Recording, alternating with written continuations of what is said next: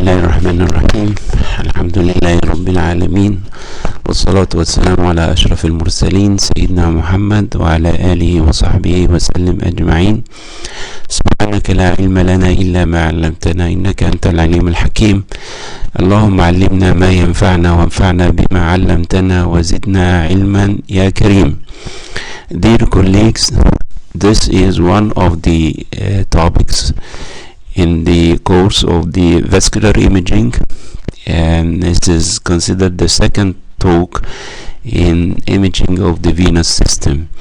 We have finished with imaging of the cerebral veins and dural sinuses. Now we will deal with one of the important venous systems in the body, which is the portal venous system.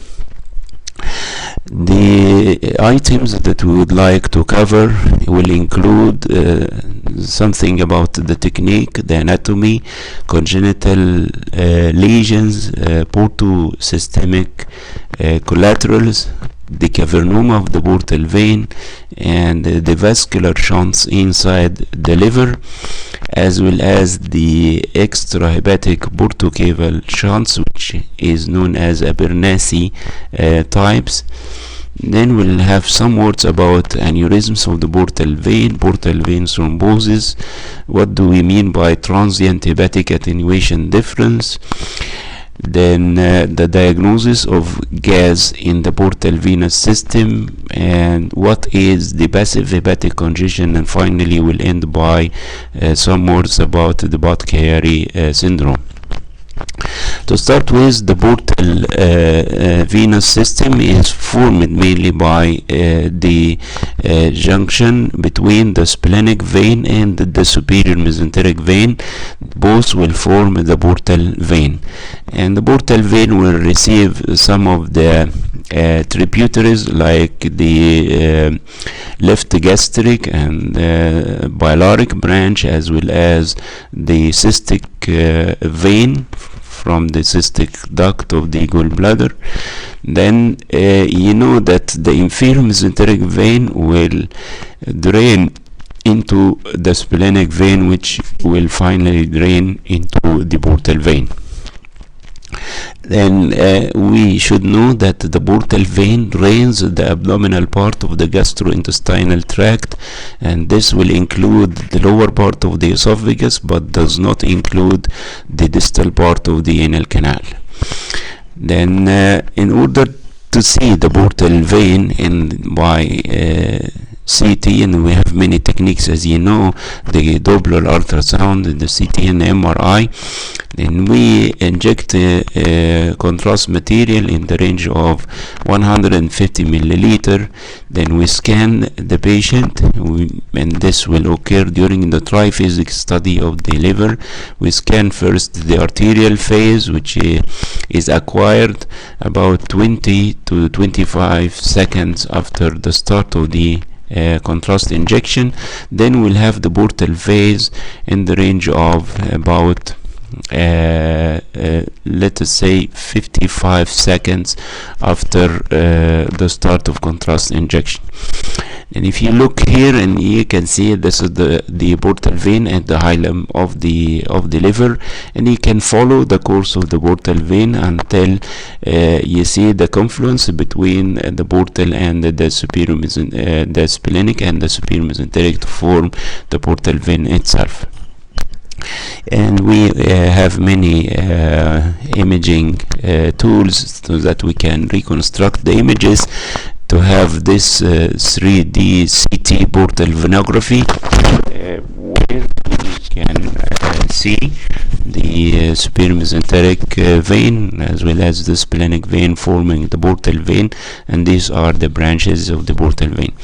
Also, you can have this 2D reconstructed image in the oblique manner. So this is the portal vein, and this is the left main branch, and this is the right main branch. There are some congenital anomalies that can affect the portal vein, like the portal vein may have a pre-pancreatic course, and this may be seen in patients with situs inversus. Also, the portal vein may be duplicated or may be totally absent. And we have some of the congenital anomalies in the epernasumar formation where the portal vein is totally absent. This is one of the important issues about the portal venous system, which is the portal hypertension and the development of portosystemic collaterals. And you know that there are more than 20 pathways between the portal and the systemic circulation, and there are important well-known sites like the lower part of the esophagus in the region of the esophageal varices, also the perisplenic collaterals, which are commonly seen during CT and MRI, the paraspinal retroperitoneal varices, also those seen about in the region of the umbilicus known as the caput medusa, and also you may see dilated veins in the rectum representing the hemorrhoids. And what are the causes of portal hypertension, or the causes of opening of the portosystemic collaterals? The most common cause is portal hypertension.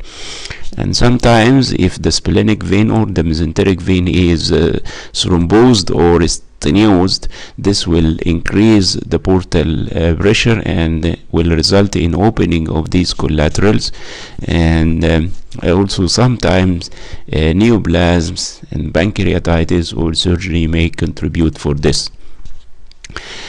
In the previous days, we used to see or to diagnose esophageal varices by the very old technique known as the splenoportography, but nowadays we diagnose this very easily using the non-invasive imaging modalities like CT and MRI. And here you can see the esophagus containing some air surrounded by extensively dilated venous channels representing the esophageal varices, and this is of course the descending aorta. Also in the CT scan in patients with liver cirrhosis and splenomegaly, you see dilated main portal vein as well as dilatation of the perisplenic collateral venous channels. And this is an example of dilatation of the portosystemic collaterals around the umbilicus, and there is an example of the hemorrhoidal varices where you can see dilated tortuous veins near the anal canal.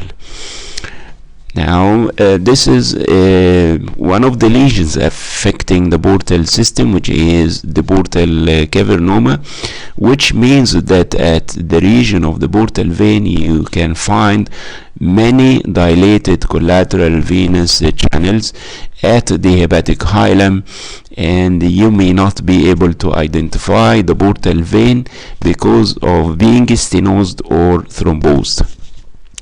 These collaterals are formed mainly by the biliary and the gastric branches of the portal vein, and they appear by CT, as you can see here, as dilated enhancing collateral venous channels in the porta hepatis. These collaterals may compress the biliary ducts, may result in some intrahepatic biliary radical dilatation.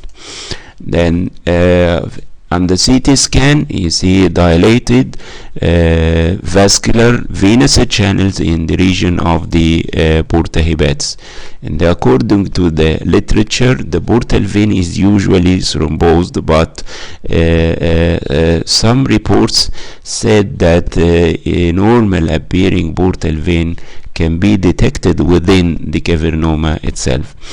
The central part of the liver will be supplied by the portal cavernoma, while the peripheral region will be supplied by the hepatic artery, and this will contribute to the appearance of patchy areas of enhancement in the arterial phase in the periphery of the liver in patients with portal cavernoma. And this is a reconstructed image showing the dilated collateral venous channels near the hilum of the liver and you cannot identify the portal vein, and you see some dilatation of the portosystemic collaterals around the spleen and also at the region of the gastroesophageal junction. This is the appearance by CT, dilated tortuous venous channels at the hepatic hilum, and this is the appearance by Doppler ultrasound when can you see the vascular channels in the porta hepatis. Then we came to the shunts in the liver, and we have three vessels in the liver, three types of vessels: the portal vein, the hepatic vein, and the hepatic artery. Then shunts can occur between these three structures. If the shunt is between the portal vein and the hepatic vein, and this is the portosystemic shunt, between the portal vein and the hepatic artery, and this is known as the arterioportal shunt, and between the hepatic vein and the hepatic artery, and this is just an arteriovenous shunt, like any arteriovenous malformation occurring anywhere in the body. Then portosystemic shunts, meaning that there is a communication between the portal vein and the systemic veins, including the hepatic veins or the IVC itself. These shunts may be of congenital etiology, secondary to trauma, sometimes occur in cases of liver cirrhosis and portal hypertension. And the most common or the most frequent portosystemic shunt occur between the IVC and one of the right portal vein branches. Of course, the direct shunting of the portal blood to the systemic circulation may result in some complications, which include this hepatic encephalopathy. Also, there may be acquired portosystemic shunts as occur in patients with cirrhosis or after trauma. And you know that one of the interventional techniques is to initiate a portosystemic shunt in cases of highly elevated portal venous pressure. Then this is an example of congenital intrahepatic portosystemic shunt occurring between the hepatic vein and the portal vein. Then you see this is the hepatic vein and this is the portal vein branch, and if you follow, you'll see that there is direct communication between both, and this is the congenital intrahepatic portosystemic shunt. One of the examples of intrahepatic portosystemic shunts is the persistence of the ductus venosus, which communicates the left portal vein and the IVC, and this is considered one of the congenital intrahepatic portosystemic shunt. Also in patients with cirrhosis like this, and this is CT and this is MRI of the same case, and you see this is the portal vein, and you can appreciate this dilated branch which is communicating the portal vein by the inferior vena cava. And this is the transjugular intrahepatic portosystemic shunt, which is considered one of the optionals for management of patients with portal hypertension. And the indications for this transjugular portosystemic shunt include the presence of variceal bleeding, highly elevated portal pressure, hepatorenal syndrome, lower GIT, varices, Budd-Chiari syndrome, refractory ascites, hepatic hydrothorax, and malignant compression of the portal vein. Then this is a short video to show how this portosystemic shunt can be performed.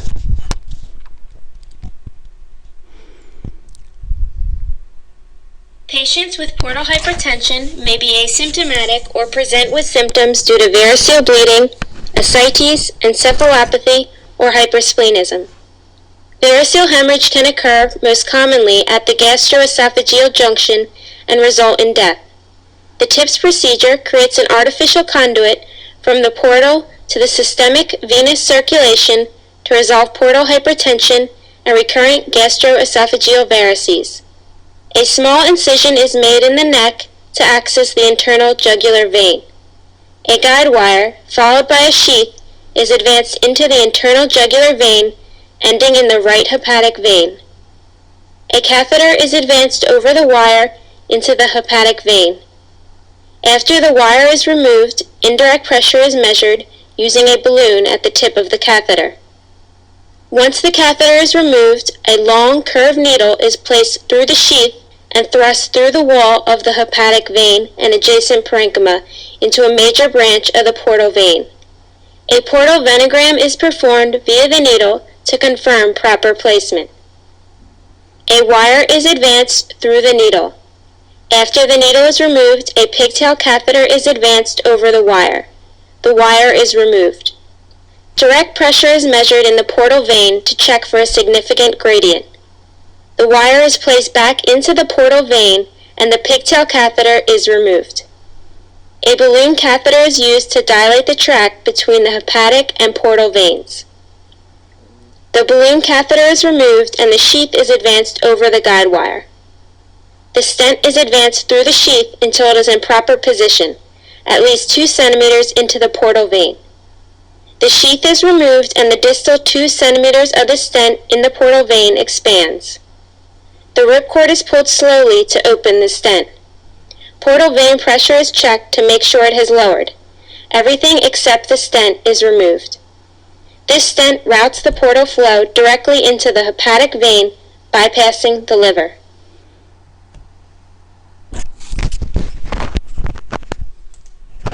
Okay, and this technique, of course, is very helpful in lowering the portal venous pressure, but it also has some complications like occlusion of the shunt, hepatic vein stenosis, and sometimes hemorrhage or sepsis, and the major complication of portosystemic shunts, which is the hepatic encephalopathy.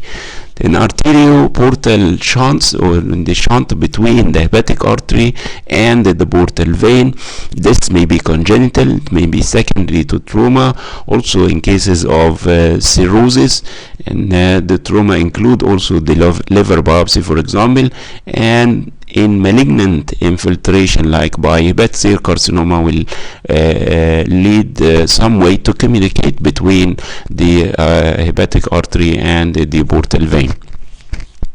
Then communication between the hepatic artery and the portal vein may be congenital, as in this well-known disease, which is known as the Rindeau-Osler disease. It has many manifestations all over the body, including these shunts within the liver. Also, in cases of trauma or following the biopsy technique from the liver, these shunts may occur. Then what are the criteria for the diagnosis of arterioportal shunts? Number one is early marked enhancement of the portal vein as similar to the aortic enhancement. Also, you should not see any enhancement of the splenic or the mesenteric vein, meaning that there is some communication between the artery and the portal vein directly. And this patient with a hemangioma in the liver showed this is the arterial phase where you see intense enhancement of the aorta, and you got also enhancement of the portal venous branches, and this means that there is some way of communication between both. And this is also an example of a patient with portal vein thrombosis, and you see the enhancement of the portal vein in the same way or in a similar manner to the enhancement of the aorta in the arterial phase, meaning there is some communication between the artery and the portal vein. And this patient with follow-up triphasic study after radiofrequency ablation of a hepatic focal lesion, and this is one of the techniques which may result also in direct communication between the hepatic artery and the portal vein. And this is the arterial phase. You see the aorta, and you see early enhancement of the portal venous branches, denoting that there is a communication between both. And this is an important issue you should notice. Sometimes in the triphasic study of the abdomen, you can see in the arterial phase an area of abnormal enhancement in the liver. Then you may suspect that this may represent a hepatocellular carcinoma, especially if this liver is cirrhotic. But if you look carefully to this scan, and you see that there is enhancement of the aorta, and in the same time enhancement of the portal vein, and this means that there is some communication between the hepatic artery and the portal vein, which can occur in the hepatocellular carcinoma. The ultrasound noticed that there is some arterialization of the portal blood, but the selective angiogram of the hepatic artery showed direct communication between the hepatic artery and the portal vein, and this is the cause of this early enhancement of this part of the liver, which may be mistaken for a hepatocellular carcinoma. And then according to the literature, they said that sometimes arterioportal shunts appear in the dynamic CT as enhancing lesion mimicking hepatocellular carcinoma. And they recommend the best way to differentiate is by using MRI with a SPEW contrast material, which means a supermagnetic iron oxide, and this contrast material will be deposited in hepatocellular carcinoma and washed out in the vascular shunts. And this patient with hepatocellular carcinoma infiltrating part of the left lobe as well as part of the right lobe with malignant invasion of the portal vein by thrombus, and you can see the simultaneous enhancement of the aorta and the portal vein in the arterial phase, denoting the presence of arterioportal shunt. Then the arteriosystemic shunt or the arteriovenous anastomosis, arteriovenous malformation, is the rarest form of intrahepatic shunts, and this means that there is some communication between the hepatic artery and the hepatic vein. This may be congenital, as in Rindeau-Osler disease, may occur secondary or in the course of hepatocellular carcinoma, or sometimes in cases of large hemangiomas may lead to communication between the hepatic artery and the hepatic vein. Then this is a communication between one of the branches of the hepatic artery and one of the hepatic veins, tributaries, and you can see here this is considered arteriosystemic shunt. In this case, with hepatocellular carcinoma infiltrating most of the left lobe and part of the right lobe, you can see that there is simultaneous enhancement of the aorta and IVC, meaning that there is some communication between the the hepatic artery and the hepatic vein, and this is caused by this hepatocellular carcinoma invading the IVC and also invading the right atrium. Then the extrahepatic portocaval shunts are known as Abernathy malformation, and they are divided into two types.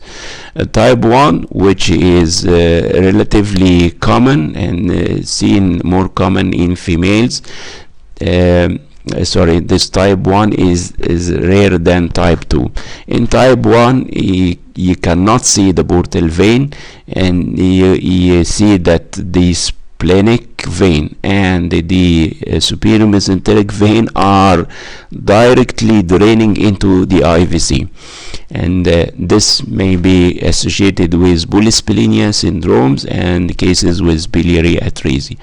But in this type 2, which is somewhat common, you see end to side shunt between an intact portal vein and the IVC. The portal vein is going directly to the IVC. So if you see the portal vein and this is type 2, if you don't see the portal vein and this is type 1. And this is the diagram to show both types. In type 1, you see the splenic vein and the superior mesenteric vein are draining directly to the IVC. Well, in this type 2, you see the splenic vein and the superior mesenteric vein unite to form what looks like the portal vein, which is directed to the IVC. And this is the type 2, where in the arterial phase, direct simultaneous opacification of the IVC and the aorta and the IVC. And this image, it is seen that there is direct communication between, this is the splenic vein and this is the confluence to form the portal vein, and this is the IVC.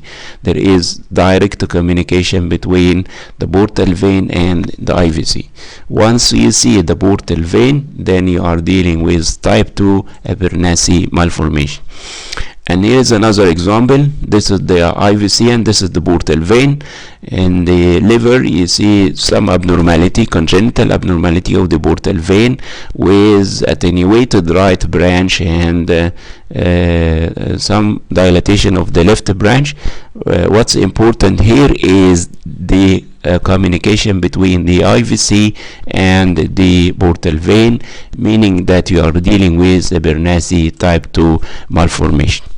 Aneurysms of the portal vein are considered rare, since the venous aneurysms are commonly affecting the popliteal, the jugular, or the saphenous veins, and the aneurysms of the femoral or the portal or the IVC or the superior vena cava are considered rare.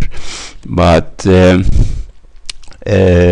due to the advancement in the imaging techniques, aneurysms of the portal vein are now considered not unusual, and the incidence is about 30% of all venous aneurysms. The aneurysms are maybe congenital, may occur in the course of portal hypertension, may result from necrotizing pancreatitis with weakening of the venous wall and abdominal trauma or surgery. The most common site for portal aneurysm is the confluence between the splenic vein and the superior mesenteric vein, but it can affect the main portal vein or one of the intrahepatic branches. Most of the portal venous aneurysms are asymptomatic and discovered accidentally.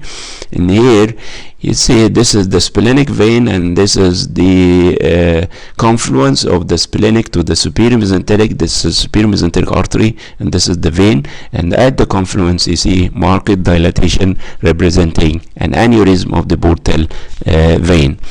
The complications of this aneurysm include, of course, thrombosis and rupture.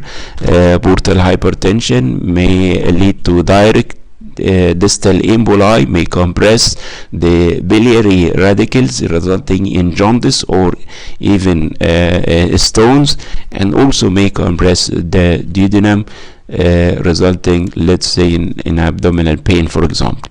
And this is an example of a portal vein aneurysm of the one of the portal venous branches in the liver. You see the aneurysmal dilatation and the homogeneous enhancement. And thrombosis of the portal vein, there are a lot of causes, like being idiopathic or neoplastic invasion, trauma, sepsis, pancreatitis, cholangitis, hypercoagulable syndromes like in the pregnancy and contraceptive pills, for example, severe dehydration, and cirrhosis and portal hypertension are considered the most common causes of portal vein thrombosis. You see, this is the portal vein, and you see this very large hypodense thrombus in the splenic vein as well as in the portal vein. The thrombosed portal vein, if you inject contrast, it will not enhance, but the wall of the vein will enhance due to its normal blood supplies through the vasa vasorum. And if you see this, you can diagnose portal vein thrombosis. And here are some indirect signs of portal vein thrombosis, like the presence of cavernoma in the porta hepatis, the presence of portosystemic collaterals at the gastroesophageal junction, for example, and the presence of arterioportal shunts, which means that simultaneous enhancement of the portal branches and the abdominal aorta, meaning that there is a shunt in between. Then if you inject contrast material and you see that the thrombus inside the portal vein is enhancing, then you know that this thrombus is most likely a neoplastic one and not a bland thrombus. This is an example of pancreatic head cancer, and if you look to this is the superior mesenteric artery, this is the vein, and you see partial thrombosis and some patent lumen here. If you go to the porta hepatis, and you see the portal vein, which is thrombosed, there is enhancement of the wall, and this is the common bile duct, of course, which is dilated secondary to obstruction by the pancreatic head mass, and also you can appreciate the dilated intrahepatic biliary radicals. And this is another example of portal and the superior mesenteric vein thrombosis, extensive thrombosis, with the formation of portal cavernoma, dilated collateral venous channels at the porta hepatis.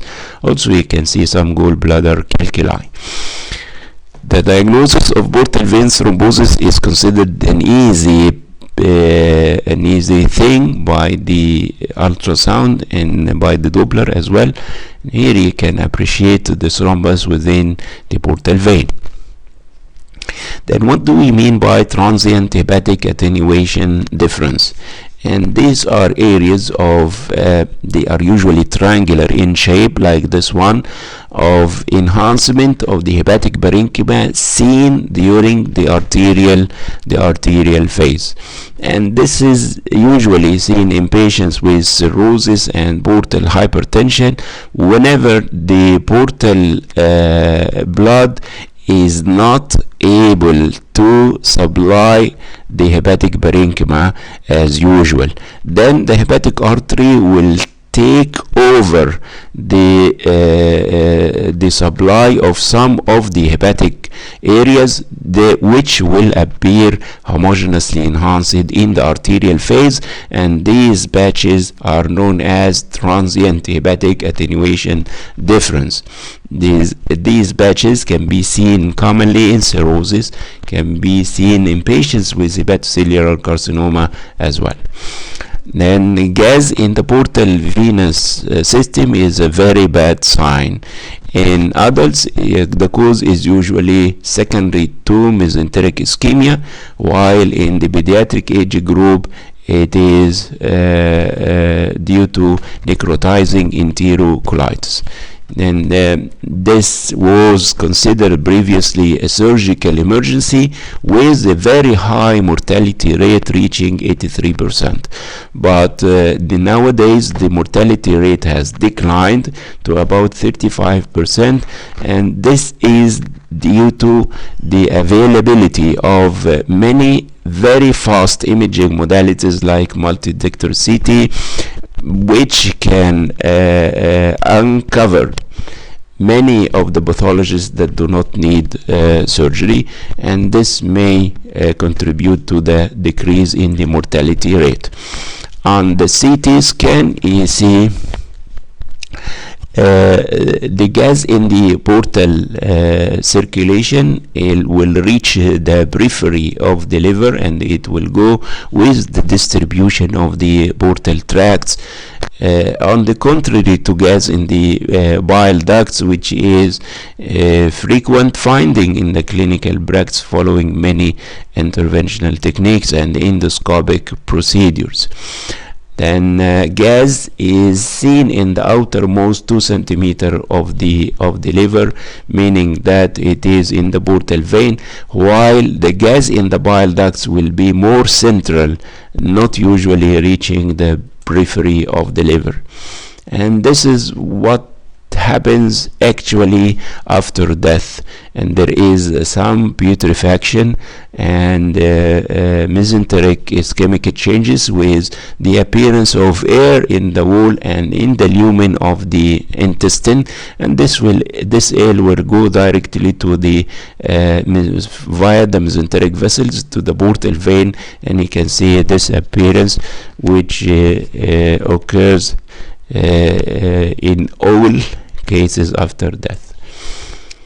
Then passive hepatic congestion occurs in cases of Budd-Chiari syndrome, right hepatic failure, or in cases of constrictive pericarditis. This means that the blood drainage through the hepatic veins into the heart is usually impaired, and this will result in accumulation of a lot of blood in the liver, and this is what we mean passive hepatic congestion. This will result in hepatomegaly and also abnormal appearance, abnormal enhancement of the hepatic parenchyma. You may see in these cases ascites, and you can also see the cause of this passive hepatic congestion. How can you diagnose this lesion? There is some increase in the pressure in the right atrium, preventing the venous flow from the liver to go easily to the heart. Then this will result in stagnation of blood into the IVC and the hepatic veins. The IVC and the hepatic veins will be dilated. Then the hepatic parenchyma will be mottled like this. In the see this mottled enhancement of the hepatic tissue because of the stagnation of blood in the liver. There will be hepatomegaly and ascites. Sometimes you see pericardial effusion and pleural effusion. There are peripheral patchy areas of poor enhancement and periportal or central areas of more better enhancement, like in this example. If you see here, then this is the heart which is enlarged, particularly the right atrium. The right atrium is very big. Then in the arterial phase, you see enhancement, dilatation of the IVC as well as the hepatic veins. And you see ascites, of course, and right-sided pleural effusion. The liver will be enlarged and of mottled enhancement. This is what we call passive hepatic congestion, and one of the causes is right-sided heart failure. Here also you see that the IVC is considerably dilated.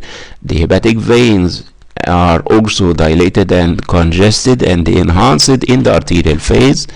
There is ascites and bilateral pleural effusion.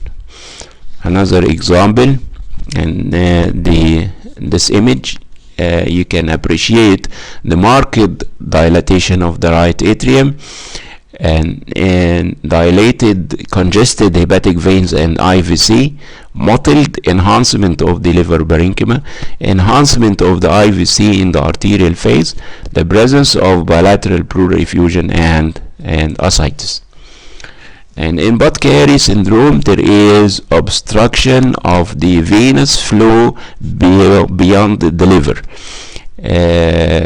as occur in the hepatic veins, for example, or the suprahepatic part of the IVC. The causes are a lot, including idiopathic, and many of the tumors like HCC, carcinoma of the pancreas, metastatic disease, blood dyscrasia, leukemia, sickle cell disease, polycythemia vera, the pregnancy, hypercoagulable state, birth control pills, and congenital membranous diaphragm in the suprahepatic IVC, and then we will discuss this in the third talk about the venous system, including the systemic veins, IVC, and the superior vena cava. Then what are the clinical presentations in patients with Budd-Chiari? There is abdominal pain, jaundice, and maybe shock. The liver morphology are usually within normal, but if you inject contrast and you got patchy enhancement of the liver with little enhancement in the periphery and stronger enhancement in the central portions of the liver, giving the mottled appearance, which is known as the nutmeg liver. And the inferior vena cava is markedly attenuated, and the hepatic veins are not usually seen. You will see ascites and splenomegaly. Then there are the acute phase of Budd-Chiari syndrome and the chronic phase, but what's very important in both phases is that the hepatic veins are not seen. The IVC is usually compressed, and there is a patchy enhancement of the liver, giving the features of nutmeg appearance. In the chronic phase, there is more homogeneous enhancement of the liver and the development of many of the regeneration nodules. Then this is an example of Budd-Chiari syndrome with enlargement of the liver, mottled appearance like the nutmeg, and ascites, as you can see. Another example of Budd-Chiari syndrome, and you see the hepatic artery, which is somewhat prominent in the portal vein, which is attenuated, the mottled enhancement of the liver, more towards the center, less towards the periphery, the presence of hepatomegaly and ascites. And this is the explanation of what do we mean by the nutmeg liver parenchyma. The nutmeg liver is the perfusion abnormality due to hepatic venous congestion. When the hepatic veins are congested, the contrast is prevented from diffusing normally through the liver, the contrast coming via the portal vein and the hepatic artery. This will result in a mottled pattern of enhancement in the arterial and early portal phases, with peripheral decreased enhancement due to decrease of the portal flow and hepatic congestion and ischemia. Then you should know that the caudate lobe has a separate venous drainage directly to IVC, so that it will not be affected by this phenomena. And this is a good example of Budd-Chiari syndrome. You see the liver is markedly enlarged, and the enhancement is mottled, with areas of peripheral decrease enhancement and more central enhancement. Then you cannot see the hepatic veins, and the IVC is usually attenuated, and there may be let us say taking over by the azygos and the hemiazygos veins. Thank you very much. Walhamdulillahi Rabbil Alameen.